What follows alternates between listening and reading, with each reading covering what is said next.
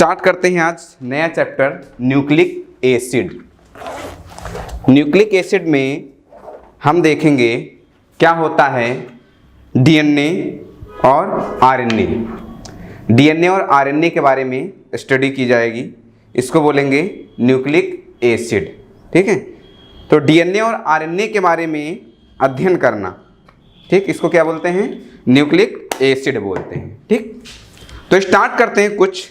और ये चैप्टर जो है जेनेटिक्स के अंतर्गत ही मॉलिक्यूलर बेसिस ऑफ इनहेरिटेंस होता है, उसी के अंतर्गत आता है। ठीक है, न्यूक्लिक एसिड। तो न्यूक्लिक एसिड में डीएनए पढ़ना है, आरएनए पढ़ना है, जेनेटिक मटेरियल डीएनए है या आरएनए है ये पढ़ना है।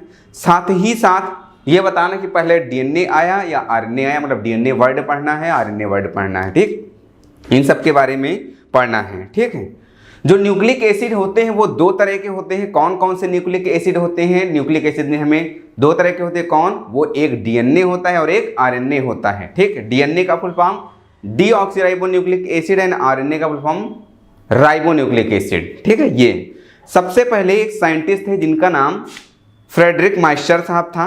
क्या नाम था? फ्रेडरिक माइस्चर साहब। उन्होंने क्या किया, न्यूक्लियस में एक एसिडिक सब्सटेंस देखा। ठीक है, न्यूक्लियस में एक एसिडिक सब्सटेंस देखा। उस एसिडिक सब्सटेंस का आइडेंटिफाई सबसे पहले की। डीएनए में वो न्यूक्लियस में एक एसिडिक सब्सटेंस देखा सबसे पहले, और वो जो एसिडिक सब्सटेंस था उसको आइडेंटिफाई किए। वो आइडेंटिफाई करने वाले जो साइंटिस्ट थे वो थे फ्रेडरिक माइस्चर। कौन थे?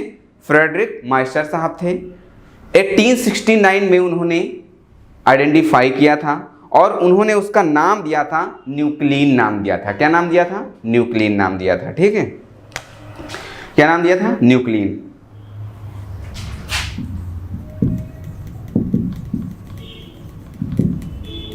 फ्रेडरिक माइस्चर साहब।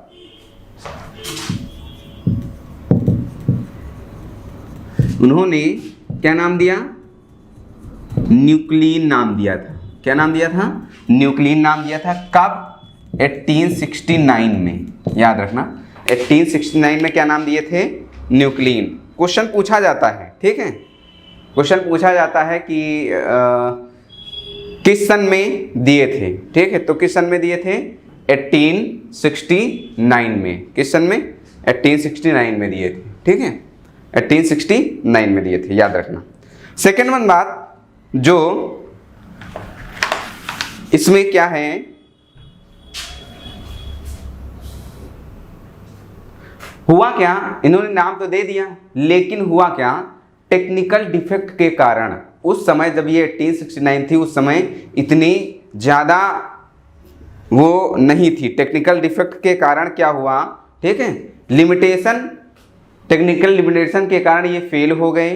ठीक है, उसको आइसोलेट करने में, डीएनए को आइसोलेट करने में ये फेल हो गए। बट इन्होंने क्या दिया था? न्यूक्लिन नाम दे दिया था। ठीक है, इन्होंने फ्रेडरिक माइस्चर साहब ने न्यूक्लियस के अंदर देखा कि एक एसिडिक सब्सटेंस है, उसका इन्होंने नाम दे दिया। क्या नाम दे दिया? न्यूक्लिन नाम दे दिया। ठीक है, 1869 में। फिर क्या हुआ, सबसे पहले तो मैं डीएनए की बात करूंगा। न्यूक्लिक एसिड में डीएनए क्या होता है, ठीक है, डीएनए के बारे में चर्चा करूंगा, फिर उसके बाद आरएनए के बारे में। पहले डीएनए पूरा बता देता हूं, फिर उसके बाद देखता हूं आरएनए के बारे में, है ना। डीएनए है क्या? डीएनए है क्या? डीएनए एक लॉन्ग पॉलीन्यूक्लियोटाइड की चेन है। क्या है? ये एक लॉन्ग पॉलीमर ऑफ डीऑक्सीन्यूक्लियोटाइड है। डीएनए क्या है? डीएनए क्या है? ये लॉन्ग क्या है? Long polymer of deoxyribonucleotides. Long polymer of deoxyribonucleotides. ठीक है, लॉन्ग पॉलीमर ऑफ डीऑक्सीराइबोन्यूक्लियोटाइड्स है। ठीक है, क्या? डीएनए। ठीक है, फिर उसके बाद अल्टमान साहब आए। उन्होंने क्या किया? उन्होंने पाया कि जो एसिडिक ये जो सब्सटेंस खोजे थे जिसका न्यूक्लियन नाम था, अल्टमान साहब ने बताया कि ये किस नेचर का होता है, ये एसिडिक नेचर का होता है। अल्टमान साहब बताया कि ये किस नेचर का होता है, एसिडिक नेचर का होता है। ठीक है, इसलिए इन्होंने इसका नाम रख दिया न्यूक्लिक एसिड। अल्टमान साहब बोले कि ये किस नेचर का होता है, एसिडिक नेचर का होता है। ठीक है, और उसको क्या नाम दे दिए, न्यूक्लिक एसिड नाम दे दिए। क्या नाम दे दिए, न्यूक्लिक एसिड नाम दे दिए। ठीक है, फिर उसके बाद क्या हुआ, अगर डीएनए की लेंथ की बात कर लें, ठीक है, तो लेंथ डीएनए की उसके न्यूक्लियोटाइड पे डिफाइन करती है। जो डीएनए की लेंथ है वो किस पे डिपेंड करती है, उसके न्यूक्लियोटाइड पे। ठीक है, कितने उसमें न्यूक्लियोटाइड लगे हुए बताऊंगा, न्यूक्लियोटाइड क्या होता है, न्यूक्लियोसाइड क्या होता है। ठीक है, उसके न्यूक्लियोटाइड पे डिपेंड करती है, या फिर पेयर ऑफ न्यूक्लियोटाइड पे डिपेंड करती है, या फिर बेस पेयर पे डिपेंड करती है, जो कि उसमें प्रेजेंट होते हैं बेस पेयर। ठीक है, डीएनए के अंदर बेस पेयर होते हैं, उस पर डिपेंडेंसी होती है कि इसकी लेंथ कितनी होगी। ठीक है, कुछ एग्जांपल के तौर पे मैं जैसे बता दूं कि जैसे अगर ई कोलाई की बात कर लूं, ई कोलाई, एस्चेरिचिया कोलाई, अगर ई कोलाई की बात कर लूं, ठीक है, ई कोलाई की बात कर लूं, तो इसमें जो है इसका जो जेनेटिक मटेरियल है वो डबल स्टैंडर्ड डीएनए है। क्या है, डबल स्टैंडर्ड डीएनए है। वो भी कैसा है, सर्कुलर है। कैसा है, सर्कुलर है। इसमें अगर मैं न्यूक्लियोटाइड की बात कर लूं या बेस पेयर की बात कर लूं, तो इसमें बेस पेयर होते हैं 4.6 इंटू 10⁶, 4.6 इंटू 10⁶ बेस पेयर। इतने बेस पेयर का इसका डीएनए होता है, इतने बेस पेयर का इसका डीएनए होता है। ठीक है, इतने बेस पेयर का इसका डीएनए होता है। सेकंड वन ई कोलाई हो गया। साथ ही साथ अगर मैं यहीं पे ह्यूमन जीनोम की बात कर लूं, किसकी, ह्यूमन जीनोम, ह्यूमन जीनोम की बात कर लूं, तो जो ह्यूमन जीनोम होता है उसका जो डीएनए होता है वो डबल स्टैंडर्ड डीएनए होता है और कैसा, लीनियर होता है। कैसा होता है, डबल स्टैंडर्ड डीएनए और लीनियर होता है। ठीक है, लीनियर होता है, डबल स्टैंडर्ड डीएनए और लीनियर होता है। इसमें कितने बेस पेयर होते हैं, तो आप याद रखना 3.3 into 10⁹ base pair, 3.3 into 10⁹ base pair होते हैं। ठीक है, ये ह्यूमन जीनोम की बात कर लें। इसी तरह लैम्डा फेज जो होता है, lambda phase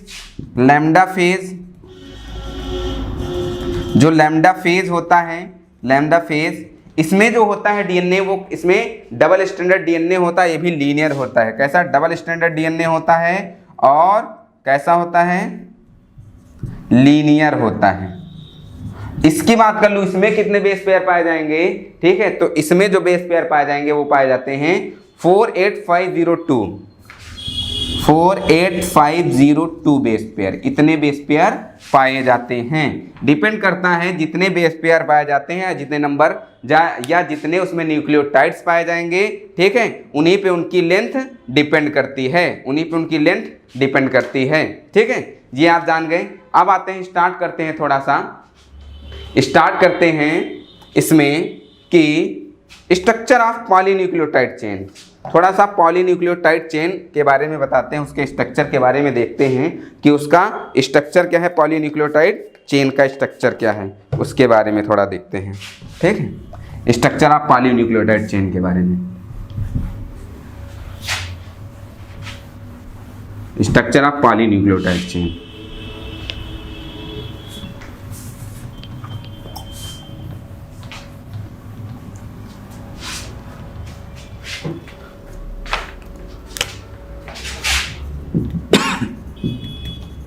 structure of polynucleotide chain. ठीक है, स्ट्रक्चर ऑफ पॉलीन्यूक्लियोटाइड चेन। ठीक है, structure of polynucleotide chain start करते हैं। ठीक है, जो डीएनए की बेसिक यूनिट होती है वो क्या होती है, न्यूक्लियोटाइड होती है। याद रखना, डीएनए की जो बेसिक यूनिट होती है वो क्या होती है, न्यूक्लियोटाइड होती है। कह सकते हो आप कि the basic unit of DNA is nucleotide. ठीक है, बताऊंगा न्यूक्लियोटाइड क्या होता है। न्यूक्लियोटाइड में 3 स्ट्रक्चर पाए जाते हैं। बेसिक यूनिट, आप जो बेसिक यूनिट होती है, ठीक है, बेसिक यूनिट होती है किसकी, डीएनए की, वो क्या होती है, न्यूक्लियोटाइड होती है, ठीक है। और न्यूक्लियोटाइड में क्या क्या पाया जाता है, तो इसमें 3 स्ट्रक्चर पाए जाते हैं। पहला जो स्ट्रक्चर है वो नाइट्रोजनस बेस है, और सेकंड वन जो स्ट्रक्चर है वो पेंटोज शुगर है, एंड थर्ड वन स्ट्रक्चर है वो फास्फेट ग्रुप है। पहला क्या है, नाइट्रोजनस बेस होते हैं, दूसरा पेंटोज शुगर होती है, और तीसरा फास्फेट होता है। यही क्वेश्चन पूछा गया था, फास्फेट ग्रुप होता है। यही क्वेश्चन पूछा गया था कि व्हाट इज न्यूक्लियोटाइड, न्यूक्लियोटाइड क्या है, या न्यूक्लियोटाइड में किसका किसका कंपोजिशन है। आप में ये क्वेश्चन आया था, तो बताना होगा कि बेसिक यूनिट ऑफ डीएनए होती है न्यूक्लियोटाइड, ठीक है। और न्यूक्लियोटाइड में होता क्या क्या है, नाइट्रोजनस बेस होते हैं, पेंटोज शुगर होती है, और फास्फेट ग्रुप होते हैं। क्या होते हैं, फास्फेट ग्रुप होते हैं, याद रखना, ठीक है। जो नाइट्रोजनस बेस होते हैं वो 2 तरह के होते हैं, यहीं पे मैं बता दूं। जो नाइट्रोजनस बेस होते हैं इसको NB से हम लिखेंगे, नाइट्रोजनस बेस को N.B, ठीक है। जो नाइट्रोजनस बेस होते हैं वो 2 तरह के होते हैं, एक तो प्यूरिन्स होते हैं, ठीक है, और दूसरा पायरिमिडीन्स होते हैं।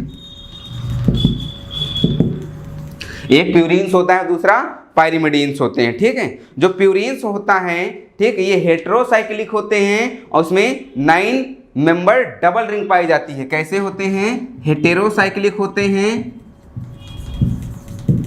और इसमें 9 मेंबर, ठीक है, डबल 9 मेंबर्ड, ठीक है, डबल रिंग पाई जाती है, डबल रिंग पाई जाती है। यही क्वेश्चन पूछा गया था कि डबल रिंग किसमें पाई जाती है। यह क्वेश्चन सिंपल उठा था यहां से कि डबल रिंग स्ट्रक्चर किसमें पाया जाता है, प्यूरिन में पाया जाता है या पायरिमिडीन में पाया जाता है, तो उसका स्ट्रक्चर बताया गया था। जनरली आप याद रखना, जो प्यूरिन होते हैं उसमें डबल रिंग पाई जाती है, ठीक, उसमें क्या पाए जाते हैं, डबल रिंग, ठीक है, डबल रिंग पोजीशन पाई जाती है। जैसे एग्जांपल के तौर पे बता दूं, एडेनिन एंड ग्वानिन, एग्जांपल के तौर पे बता दूं, एडेनिन और ग्वानिन, ठीक है, एडेनिन और ग्वानिन। जनरली मैं स्ट्रक्चर एक बता देता हूं आपको, एडेनिन का स्ट्रक्चर बता देता हूं कैसे एडेनिन का स्ट्रक्चर है, ठीक है। तो डबल रिंग ऐसे होता है, ध्यान से देखना, ठीक है। ये एक सिंगल रिंग हो गई, ठीक है,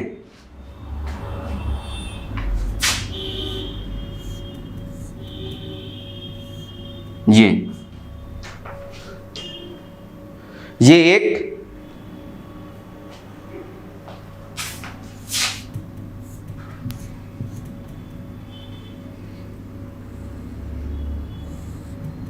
ठीक है, ये आपकी डबल रिंग हो गई। क्या हो गई, डबल रिंग। सब जगह लगे क्या होंगे, हाइड्रोजन लगे होंगे, फिर नाइट्रोजन भी लगे होंगे। हर एक जगह क्या लगे होंगे, नाइट्रोजन, ठीक, क्या लगे होंगे, नाइट्रोजन लगे होंगे। तो याद रखना, ये बेंजीन रिंग, इसी में ये रिंग लगी है, ये डबल बॉन्ड ये हैं, ठीक है। और हुआ क्या, इसमें यहां पे ये ऐसे, जी, ठीक है। तो डबल बॉन्ड से क्या लगा है, NH2 लगा है, यहाँ पे NH2 ग्रुप लगा है। कौन सा, NH2 ग्रुप लगा है, दिख रहा है, हाँ दिख रहा है, यहाँ पे NH2 ग्रुप लगा है। फिर यहाँ पे नाइट्रोजन ग्रुप लगा है, यहाँ पे कौन सा, नाइट्रोजन लगा है, यहाँ पे हाइड्रोजन लगा है, यहाँ भी क्या लगा है, नाइट्रोजन लगा है, ठीक है, ये लग गया। उसके बाद क्या हुआ, फिर यहाँ पे हाइड्रोजन लगा है, और यहाँ पे कौन सा ग्रुप लगा है, नाइट्रोजन लगा है, यहाँ पे भी क्या लगा है, नाइट्रोजन लगा है। ये आपका है एडेनिन, ये क्या है, एडेनिन का स्ट्रक्चर है, याद रखना। ये किसका स्ट्रक्चर है, एडेनिन का स्ट्रक्चर है, ठीक है, एडेनिन का स्ट्रक्चर है। यहाँ से बांड जुड़ा होगा, दूसरा बनेगा, ठीक है, ये एडेनिन का स्ट्रक्चर। जितने प्यूरिन होते हैं वो कैसे होते हैं, ठीक है, 9 मेंबर डबल रिंग होती है, ठीक है, एडेनिन। जैसे 9 मेंबर, 1 2 3 4 5 6 7 8 9 मेंबर है ना, 9 मेंबर डबल रिंग होती है इसमें, ये याद रखना, ठीक है। प्यूरिन्स में हेटेरोसाइक्लिक होते हैं, ठीक है, मतलब एक से ज्यादा साइकिल्स होती है, इसलिए हेटेरोसाइक्लिक्स, और डिफरेंट में ये सेम तरह की होती है, उसको होमोसाइक्लिक बोल देंगे। ये 5, ये दूसरी तरह की, ये दूसरी तरह, ठीक है, तो ये हेटेरोसाइक्लिक होते हैं, ठीक है। अगला जैसे पायरिमिडीन्स की बात कर लेते हैं, तो ये भी heterocyclic 6 member ring, single ring होती है। ये क्या होते हैं, ये 6 मेंबर्ड, ये सिक्स मेंबर्ड सिंगल रिंग होते हैं। कैसे? सिंगल रिंग होते हैं। 6 मेंबर और सिंगल रिंग होते हैं। एग्जाम्पल के तौर पे मैं बता दूं आपको, एग्जाम्पल के तौर पे बता दूं तो इसका जो एग्जाम्पल है वो है साइटोसिन थाइमीन। क्या है? यूरैसिल। साइटोसिन थाइमीन, साइटोसिन और थाइमीन यूरैसिल। ठीक है, सिंगल रिंग होते हैं। जैसे एग्जांपल के तौर पे मैं आपको बता दूं, यहाँ पे एक स्ट्रक्चर बना दूं।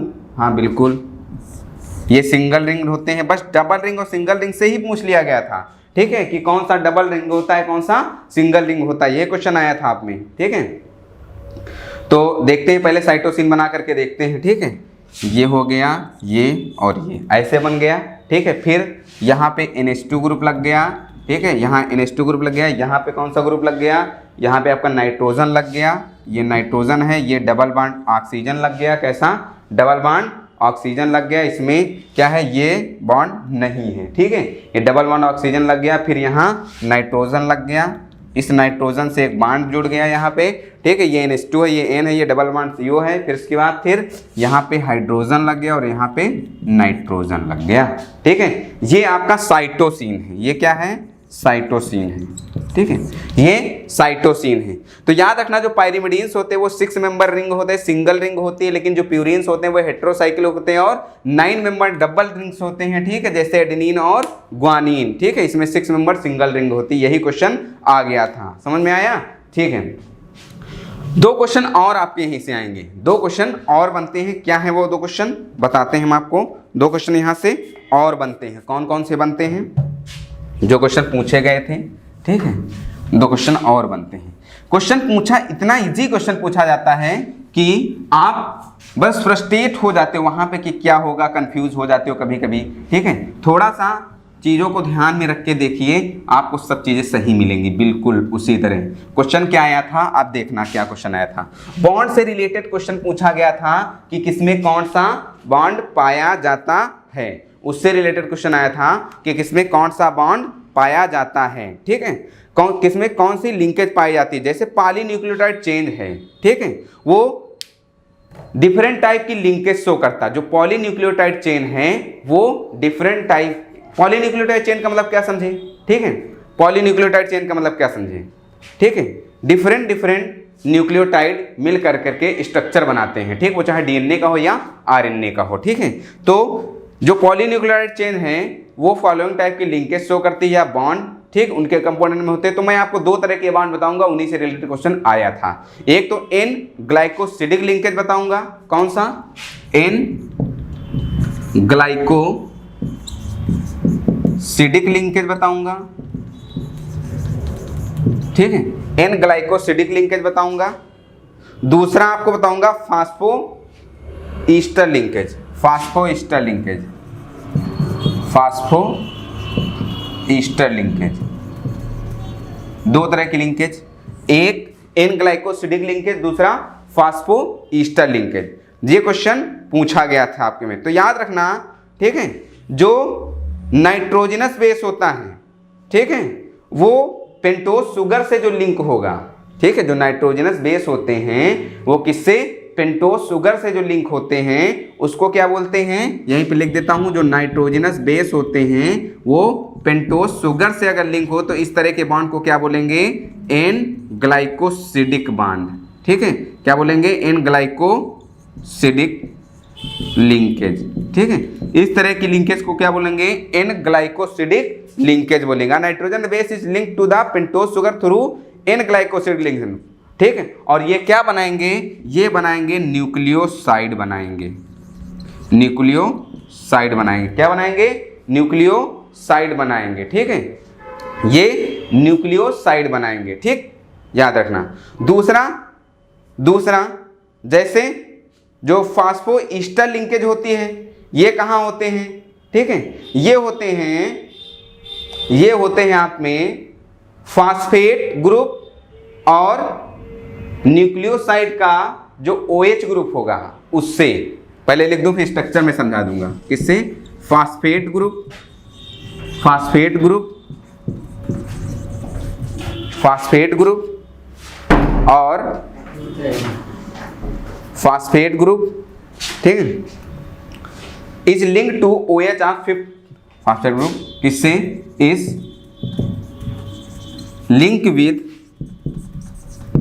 OH, is link with OH of fifth 5' carbon, of 5' carbon, याद रखना। फास्फेट ग्रुप किससे लिंक होगा, OH ऑफ 5' कार्बन से लिंक होगा, ठीक है। तो ये कौन सी लिंकेज होगी, इस तरह की जो लिंकेज होगी, ठीक है, ये लिंकेज होगी फास्फोडाइस्टर लिंकेज होगी, याद रखना। फास्फेट ग्रुप लिंक किससे होगा, OH ग्रुप का 5' कार्बन से लिंक होगा ऑफ न्यूक्लियोसाइड, किससे, ऑफ न्यूक्लियोसाइड, बताऊंगा, परेशान बिल्कुल ना हो, ऑफ न्यूक्लियोसाइड। ये दो लिंकेज होती हैं, आप यहाँ पे बस इतना रख, जब न्यूक्लिक एसिड आप में पढ़ाऊंगा तो पूरा बताऊंगा कौन सी कहाँ पे क्या है, ठीक है। तो एन ग्लाइकोसिडिक जो लिंकेज होगी वो नाइट्रोजनस बेस और फास्फेट ग्रुप के साथ होगा, उससे बोलेंगे एन ग्लाइकोसिडिक लिंकेज, वो न्यूक्लियोसाइड होगा, ठीक है। और फास्फोडाइस्टर जो होगा वो phosphate group is linked with OH of 5' carbon of nucleoside, वहां पे जो लिंकेज होगी उसको क्या बोलेंगे, फास्फोईस्टर लिंकेज, ठीक है, फास्फोईस्टर लिंकेज, ठीक है जी, आप में हो गया, ठीक है। आते हैं, स्टार्ट करते हैं कुछ चीजें। अब यहां पे आप इतना जान गए क्या होता है, एक ये जान गए कि क्या होता है न्यूक्लियोटाइड, क्या होते हैं न्यूक्लियोसाइड, ठीक है, ये जान गए आप। चलिए स्टार्ट करते हैं आपको DNA के स्ट्रक्चर के बारे में, ठीक है। DNA के थोड़ा सा और कुछ चीज़ें जान लीजिए, यहीं पे बता दूं आपको, ठीक है। जो बैकबोन होती है पॉलीन्यूक्लियोटाइड चेंज की, वो शुगर और फास्फेट की बनी होती है, किसकी, शुगर और phosphate, sugar phosphate, sugar phosphate मिलकर के पॉलीन्यूक्लियोटाइड चेन बनाते हैं, ठीक है, याद रखना। बैकबोन किसकी, क्वेश्चन आ जाते हैं कभी कभी, पॉलीन्यूक्लियोटाइड की बैकबोन किससे मिलकर बनी होती है, तो वो याद रखना किससे, शुगर और फास्फेट से मिलकर के बनी होती है, ठीक है। सेकेंड वन बात, जब मैं DNA का स्ट्रक्चर बताऊंगा डबल हेलिकल मॉडल, तो उसमें काफ़ी चीज़ें मैं डिस्क्राइब कर दूंगा, वो भी अभी स्टार्ट ही करूंगा, तुरंत स्टार्ट करूंगा, ठीक है। तो आप उससे परेशान ना हो, बिल्कुल परेशान ना हो, ठीक है। अच्छा, अब स्टार्ट करते हैं हम आपको double helical model of DNA, क्या, double helical model of DNA, ठीक है, double helical model of DNA। थोड़ा सा आप RNA के बारे में जान लीजिए, RNA के बारे में स्टार्ट करना है, वो भी पहले DNA के बारे में पढ़ा लूँ, उसके बाद RNA के बारे में भी स्टार्ट करना है।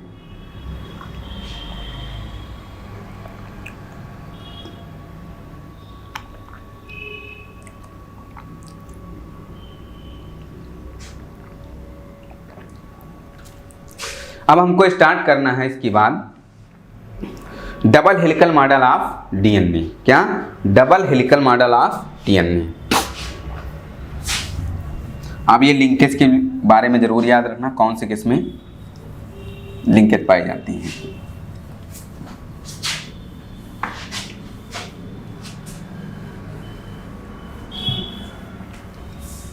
अब स्टार्ट करेंगे double helical model of DNA का डबल हेलिकल मॉडल किसने दिया था, वहां से क्वेश्चन आते हैं, ठीक है।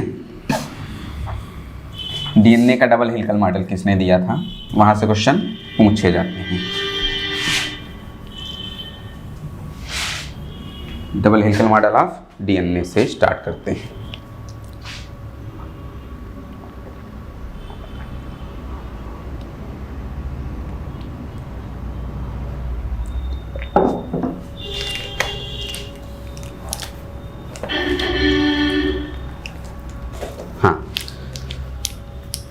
Double helical model of DNA,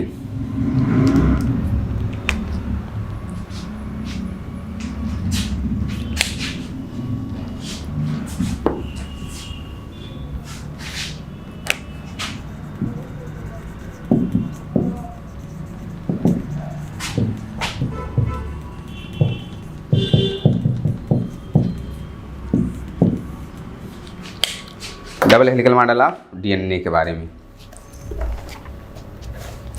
देखिए। जो double helical model of DNA था, ठीक है, उसके कुछ फीचर के बारे में बताते हैं, क्योंकि बस उसमें यही पूछे जाते हैं कि उसका फीचर क्या है, कैसे क्या है। ठीक है, आते हैं, स्टार्ट करते हैं। ठीक, बना देते हैं पहले।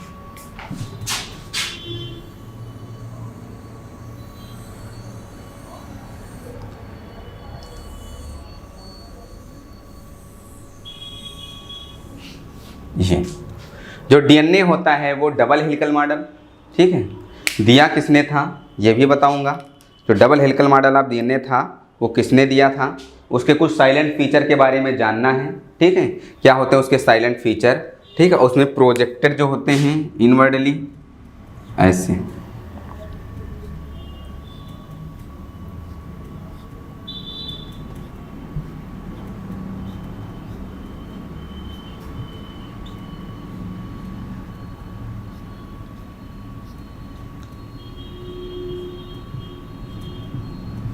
जी। ठीक है, याद रखना आप एक बात जरूर याद रखना कि जो डबल हेलिकल मॉडल होता है ये दो पॉलीन्यूक्लियोटाइड चेन से मिलकर के बना होता है। किससे?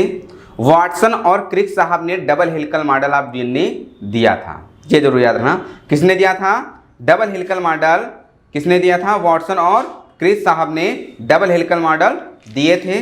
इसमें इन्होंने बताया था कि जो ये बना किससे होता है? दो पॉलीन्यूक्लियोटाइड चेन से मिलकर के बना होता है। किससे बना होता है? दो पॉलीन्यूक्लियोटाइड चेन से मिलकर के बना होता है। और पॉलीन्यूक्लियोटाइड है तो न्यूक्लियोटाइड में हमने बताया था तीन चीजें होती हैं, शुगर होती है, नाइट्रोजन बेस होते हैं और फास्फेट ग्रुप होता है। क्या होता है?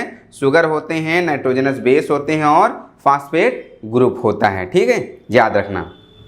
तो स्ट्रक्चर के तौर पे मैं बता ही दूंगा कि कैसे कौन क्या जुड़ा होता है, पहले आप इसको समझ लीजिए। पूरा मैं स्ट्रक्चर पॉलीन्यूक्लियोटाइड चेन भी आपको बता दूंगा कैसे बनती है। ठीक है, तो ये स्ट्रक्चर होता है, यहाँ से एक स्ट्रक्चर ये हो गया, ठीक है, और एक ये हो गया। ठीक, एक 5 प्राइम टू 3 प्राइम होता है। ये अगर ये कर लें तो ये कैसा होगा? उधर 5 प्राइम तो इधर 3 प्राइम, तो इधर ये 5 प्राइम टू 3 प्राइम ऐसे होता है। ठीक है, इस तरह का स्ट्रक्चर होता है डबल स्टैंडर्ड, ठीक है, मॉडल ऑफ डीएनए।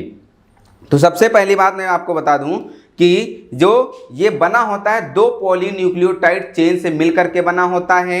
ठीक है, और दो पॉलीन्यूक्लियोटाइड चेन से मिलकर के बना होता है। और वो काहे की बनी होती हैं वो हमने आपको पहले ही बताया था, शुगर और फास्फेट की बनी होती हैं। ठीक है, शुगर और फास्फेट की बनी होती हैं। ये जो पॉलीन्यूक्लियोटाइड चेन है वो उसकी शुगर और फास्फेट से मिलकर के बनी है। इसके अंदर इनवर्ड, ये देखो, ये जो हमने प्रोजेक्शन दिखाए हैं ये हैं क्या? तो ये जो है आपके जो, और ये इनसाइड बेस प्रोजेक्ट होते हैं। जो नाइट्रोजनस बेस होते हैं वो इनसाइड प्रोजेक्टेड होते हैं। वो चाहे एडेनिन हो, चाहे ग्वानिन हो, चाहे साइटोसिन हो। ठीक है, वो इनसाइड प्रोजेक्ट होते हैं। मैं आपको एक स्ट्रक्चर बना के बता ही देता हूं, यहीं पे आप समझ जाएंगे वो स्ट्रक्चर कौन सा है। ठीक है, आप समझ जाएंगे। ये हो गया। ठीक है, इसी से क्या जुड़ा? फास्फेट ग्रुप जुड़ा। फास्फेट ग्रुप आ करके फिर कैसे जुड़ गया? ठीक है, फास्फेट ग्रुप आ करके ये जुड़ गया, फिर एक फास्फेट ग्रुप जुड़ गया, फिर आगे चल करके ये जुड़ गया, फिर यहाँ से फास्फेट ग्रुप जुड़ गया, फिर आगे चल करके ये जुड़ गया। ठीक है, तो ये पेंटोज शुगर है, ये फास्फेट ग्रुप है। ठीक है, और इसमें क्या होंगे? नाइट्रोजनस बेस भी होंगे। क्या होंगे? नाइट्रोजनस बेस भी होंगे। ठीक, तो जो नाइट्रोजनस बेस होते हैं वो कैसे होते हैं? इनवर्ड होते हैं। हमने अभी बताया था कि जो नाइट्रोजनस बेस होते हैं वो कैसे होते हैं? वो इनवर्ड होते हैं। तो यहाँ से क्या निकलेंगे? नाइट्रोजनस बेस निकलेंगे। क्या निकलेंगे? नाइट्रोजनस बेस निकलेंगे। उस नाइट्रोजन बेस में क्या कर लें? ये मान लो ए है, एडेनिन है, ये थाइमीन है, ये साइटोसिन है और ये ग्वानिन है। ये क्या है? ग्वानिन है। तो ये नाइट्रोजनस बेस इनसाइड होते हैं। कैसे होते हैं? इनसाइड होते हैं। साथ ही साथ एक ग्रुप भी इसमें लगा होता है, CH ग्रुप लगा होता है। मान लो इसकी इधर साइड से हम ले लेते हैं, तो ये कौन सा है? डबल हेलिकल मॉडल में हमने आपको ये बताया था कि क्या होता है, ये पेंटोज शुगर होती है, फास्फेट ग्रुप लगा होता है, और इनवर्टली जो होते हैं वो क्या होते हैं, वो नाइट्रोजनस बेस लगे होते हैं। पॉलीन्यूक्लियोटाइड चेन होती है, एक चेन हो गई, हमने बताया था कि दो चेन मिल करके डीएनए का डबल हेलिकल मॉडल बनाते हैं, और वो दो जो चेन होती हैं वो किससे मिलकर के बनी होती हैं, तो शुगर और फास्फेट से मिलकर के बनी होती है, ये हमने बताया था। और उसी को क्या बोलते हैं, बैकबोन। ठीक, उसको क्या बोलते हैं, बैकबोन बोलते हैं। ठीक है, तो और जो नाइट्रोजनस बेस होते हैं वो इनवर्टली होते हैं, तो ये शुगर नाइट्रोजनस पेंटोज शुगर हो गई, साथ ही साथ इसमें फास्फेट ग्रुप भी लगा है, और ये इनवर्टली जो है ये डीएनए को मान लो हमने इतना ले लिया, ठीक है, ये डीएनए को ले लिया, एक चेन ये है और एक चेन ये है, एक पॉलीन्यूक्लियोटाइड चेन ये है और एक पॉलीन्यूक्लियोटाइड चेन ये है। तो ये पेंटोज शुगर, ये फास्फेट और ये नाइट्रोजन बेस, ये क्या है, न्यूक्लियोटाइड है, ये क्या है, न्यूक्लियोटाइड है। ठीक, ये एक न्यूक्लियोटाइड है, ढेर सारे न्यूक्लियोटाइड मिल जाएंगे तो उसको पॉलीन्यूक्लियोटाइड बोलेंगे। इसमें क्या है, adenine, thymine, cytosine, guanine, nitrogenous base इनवर्टली हैं, ये जो दिख रहे हैं ये नाइट्रोजनस बेस हैं। ठीक है, अब देखते होता क्या है, क्वेश्चन क्या पूछा गया था, जो इनवर्टली नाइट्रोजनस बेस होते हैं वो किस बॉन्ड के द्वारा जुड़े होते हैं, तो वो किस बॉन्ड के द्वारा जुड़े होते हैं, तो ये जो बॉन्ड है ये हाइड्रोजन बॉन्ड होता है। कौन सा, हाइड्रोजन बॉन्ड के थ्रू जुड़े होते हैं। एडेनिन और थाइमिन के बीच डबल 2 हाइड्रोजन बॉन्ड होते हैं, थाइमिन एडेनिन के बीच 2 हाइड्रोजन बॉन्ड होते हैं, बट साइटोसिन और ग्वानिन के बीच 3 हाइड्रोजन बॉन्ड होते हैं, 3 हाइड्रोजन बॉन्ड होते हैं। साथ ही साथ डबल हेलिकल मॉडल डीएनए की बात कर लें तो जो इसका एक ये पूरा हेलिक्स जिसमें 10 बेस पेयर होंगे वो 3.4 नैनोमीटर या 0.34 एंगस्ट्रॉम का होगा। अगर एक बेस पेयर की बात कर लें तो 0.34 नैनोमीटर या फिर 3.4 एंगस्ट्रॉम होगा। ठीक है, तो आप जान लीजिए, ठीक, जो डीएनए बना होता है वो दो पॉलीन्यूक्लियोटाइड चेन से मिलकर के बना होता है, पहली बात। ठीक है, जिसमें शुगर और फास्फेट होते हैं और जो नाइट्रोजनस बेस होते हैं वो इनसाइड होते हैं, पहला पॉइंट। ठीक, दूसरा पॉइंट है, दो चेन हैं वो एंटी पैरेलल पॉलिटी में होती हैं। कैसी होती हैं, एंटी पैरेलल पोलैरिटी में होती, एक 5 प्राइम टू 3 प्राइम होता है तो दूसरा 3 प्राइम टू 5 प्राइम होता है, ये आप जान गए। चलिए ठीक है, थर्ड बात, जो दो स्टैंड जो पेयर होते हैं इसमें बांड कौन कौन से होते हैं, इसमें हाइड्रोजन बांड पाए जाते हैं, नाइट्रोजनस बेस होते हैं वो इनवर्टली होते हैं, वो एक दूसरे से किससे जुड़े होते हैं, दूसरी पॉलीन्यूक्लियोटाइड से, और पहली पॉलीन्यूक्लियोटाइड जो होते हैं ये इनके बीच के जो नाइट्रोजनस बेस होते हैं, ठीक, वो किससे जुड़े होते हैं, तो वो हाइड्रोजन बॉन्ड से जुड़े होते हैं। अगला पॉइंट इसका है, एडेनिन 2 हाइड्रोजन बॉन्ड से जुड़ेंगे, साइटोसिन 3 हाइड्रोजन बॉन्ड से ग्वानिन से जुड़ेगा, ये याद रखना। ठीक है, इसका मतलब ये हुआ कि as a result always a purine comes opposite to a pyrimidine। ठीक है, this generates approximately uniform distance between the two strand the helix.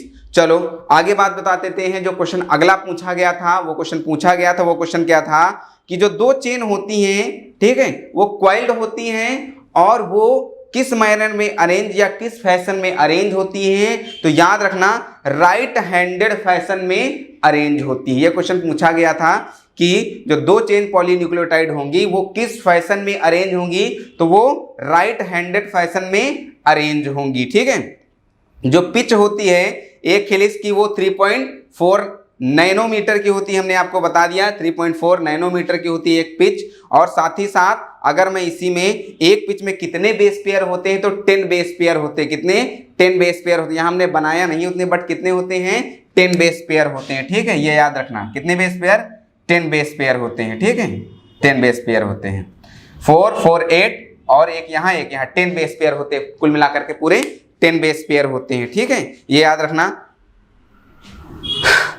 जो ये भी हमने बता दी, एक बेस पेयर की दूरी कितनी होती, 0.34 नैनोमीटर या 3.4 एंगस्ट्रॉम में होती है, ये हमने बता दिया। जिसमें हाइड्रोजन बांड होते हैं वो काहे के लिए होते हैं, वो हेलिकल को स्टेबल बनाने के लिए होते हैं। जो हेलिक्स ये होता है ना, इसको स्टेबल बनाने के लिए हाइड्रोजन बांड होते हैं, स्टेबिलिटी मेन काज करते हैं। ठीक है, अगले पॉइंट की बात बताएं। ठीक है, इसका जो अगला पॉइंट है, डीएनए की बात कर लूं, ठीक है, जो डीएनए का एक्सप्रेस्ड होता है वो कैसे, अगर अमाउंट या अकाउंट ऑफ डीएनए की बात कर लें तो जो अमाउंट या अकाउंट है, चलिए ठीक, हम अमाउंट की बात करते हैं। अगर अमाउंट ऑफ डीएनए की बात कर लें तो the amount of DNA is expressed in picogram.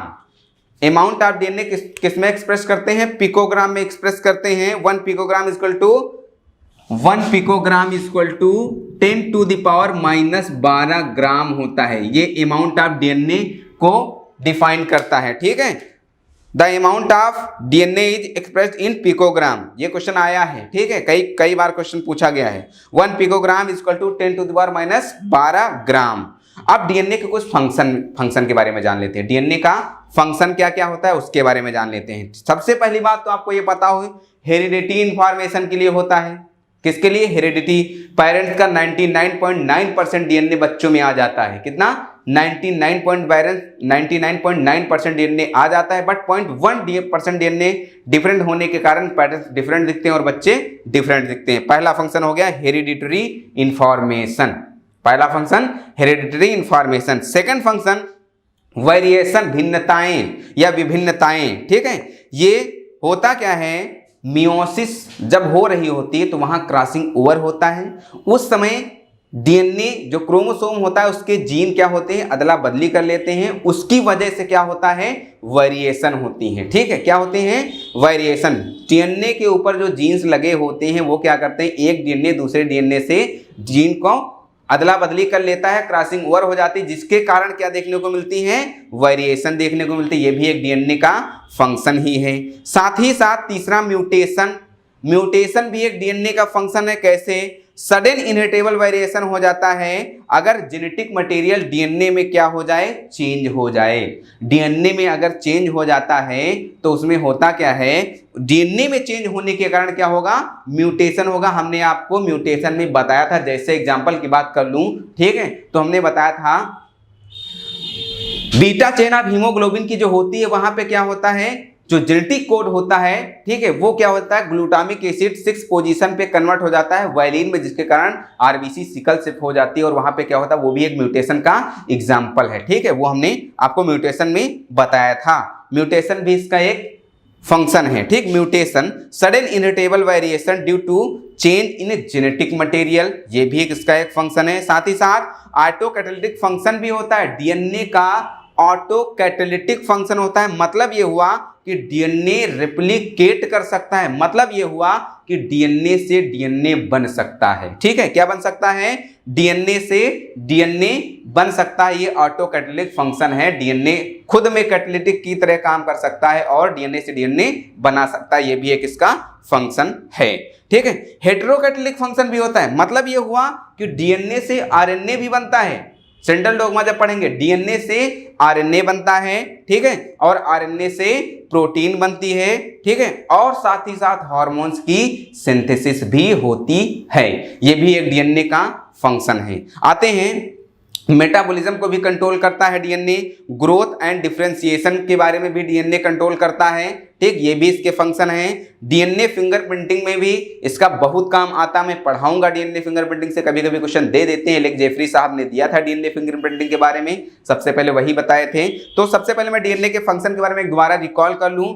Heredity के बारे, हेरिडिटी इंफॉर्मेशन के बारे में डीएनए बताता है। सेकंड वन वेरिएशन के बारे में भी डीएनए बताता है। थर्ड वन म्यूटेशन में भी डीएनए में अगर थोड़ा सा भी चेंज हो गया तो म्यूटेशन 100% होना ही होना है। ऑटोकैटालिटिक फंक्शन भी होता है, हेटेरोकैटालिटिक फंक्शन होता है। ऑटोकैटालिटिक मतलब डीएनए से डीएनए बनना, हेटेरोकैटालिटिक मतलब डीएनए से आरएनए, आरएनए से प्रोटीन बनना। एंड मेटाबॉलिज्म को भी कंट्रोल करता है। साथ ही डीएनए फिंगरप्रिंटिंग में भी डीएनए का काम होता है। तो हमने ये डीएनए का डबल हेलिकल मॉडल बता दिया और डीएनए का फंक्शन भी बता दिया। जो डीएनए का डबल हेलिकल मॉडल हो किसने दिया था, वाटसन एंड क्रिक साहब ने डीएनए का डबल हेलिकल मॉडल दिए थे, ठीक है। डीएनए का डबल हेलिकल मॉडल किसने दिया था, किसने दिया था, वाटसन एंड क्रिक। इसके बाद नेक्स्ट पॉइंट है, आपको थोड़ा सा सेंट्रल डोग्मा के बारे में बता दूं। सेंट्रल डोग्मा क्या होता है, ठीक है।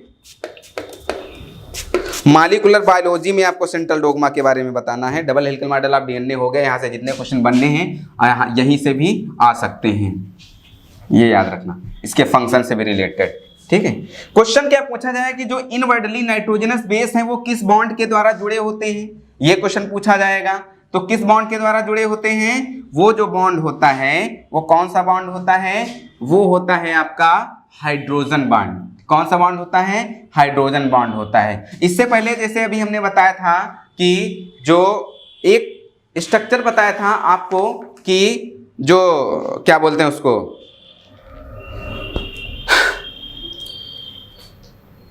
एन ग्लाइकोसिडिक लिंकेज बताई थी। क्या? एन ग्लाइकोसिडिक लिंकेज बताई थी। तो एन ग्लाइकोसिडिक लिंकेज किसके? नाइट्रोजनस बेस और पेंटोज शुगर के बीच, नाइट्रोजनस बेस और पेंटोज शुगर के बीच। जैसे देखो मैं बताता चलूंगा, बिल्कुल परेशान ना हो, नाइट्रोजनस बेस और पेंटोज शुगर के बीच, ठीक है। तो ये एक पेंटोज शुगर हो गई, यहां से क्या निकला था? एक नाइट्रोजनस बेस निकला था। पेंटोज शुगर और नाइट्रोजन बेस के बीच ये जो बॉन्ड बना है, इस बॉन्ड को क्या बोलेंगे? ये एन ग्लाइकोसिडिक लिंकेज होती है, एन ग्लाइकोसिडिक लिंकेज होती है, ठीक है। और दूसरा OH के बीच, वो आगे मैं आपको बायोमॉलिक्यूल्स में बताऊंगा, वहीं पे पूरा चर्चा करूंगा किसमें कौन सा बॉन्ड पाया जाता है, ठीक है। ये सब वहीं पे 1,4 बीटा ग्लाइकोसिडिक बॉन्ड किसमें पाया जाता है, 1,6 बीटा ग्लाइकोसिडिक, ये सब वहीं पे बताऊंगा आपको, ठीक है। तो आप ये जान पाए। अब थोड़ा सा आप सेंट्रल डोग्मा के बारे में जान लीजिए, क्योंकि सेंट्रल डोग्मा हमको डिटेल में पढ़ाना है। डीएनए क्या होता है, आरएनए क्या होता है, प्रोटीन कैसे बनती है, डीएनए से आरएनए कैसे बनती है, ये आपको डिटेल में बताना है। यहाँ से क्वेश्चन पूछे भी जाते हैं। स्टार्ट करते हैं सेंट्रल डोग्मा, ठीक है। बस इसमें अभी थोड़ा सा ही बताऊंगा। इसमें आप ये जान लीजिए कि सेंट्रल डोग्मा के बारे में बताया किसने था और सेंट्रल डोग्मा होता क्या है, ठीक है। देखो सेंट्रल डोग्मा क्या है? डीएनए से आरएनए बनना। क्या है? सेंट्रल डोग्मा डीएनए से आरएनए बनना, आरएनए से प्रोटीन बनना, आरएनए से प्रोटीन बनना। इस प्रोसेस को क्या बोलेंगे? ये है आपका सेंट्रल डोग्मा। ये क्या है? सेंट्रल डोग्मा है। डीएनए से जब आरएनए बनेगा, ठीक है, तो उस प्रोसेस को क्या बोलेंगे? ट्रांसक्रिप्शन बोलेंगे, ट्रांसक्रिप्शन बोलेंगे। और आरएनए से जब प्रोटीन बनेगा उसको क्या बोलेंगे? ट्रांसलेशन बोलेंगे। क्या बोलेंगे? ट्रांसलेशन, ठीक है। सेंट्रल डोग्मा सबसे पहले मॉलिक्यूलर बायोलॉजी में सेंट्रल डोग्मा के बारे में किसने प्रपोज किया था?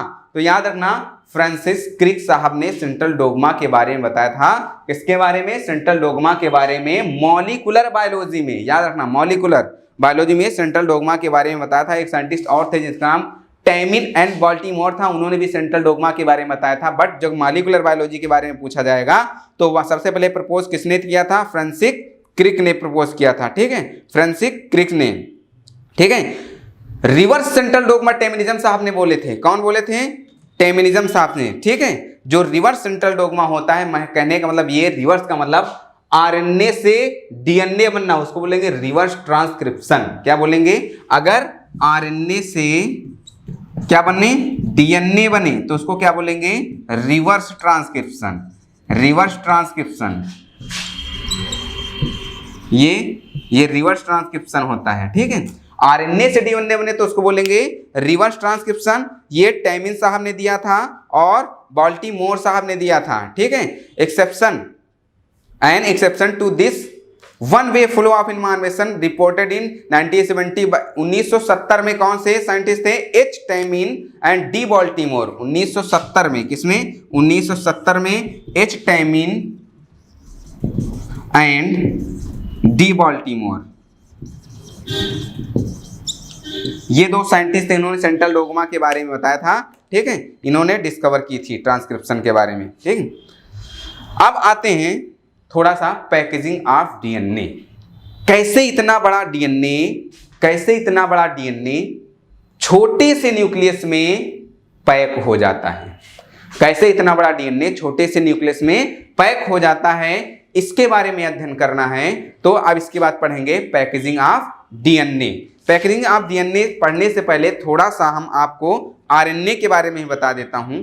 चलिए, आरएनए के बारे में बाद में ही बताऊंगा। सबसे पहले आपको पैकेजिंग ऑफ डीएनए हेलिक्स के बारे में बताऊंगा, वहां से क्वेश्चन पूछा गया था इसलिए बताऊंगा आपको, ठीक है। तो आपको नेक्स्ट वीडियो में पैकेजिंग ऑफ डीएनए पढ़ना है। बने रहिए टीसीएस एकेडमी पर। Thank you so much.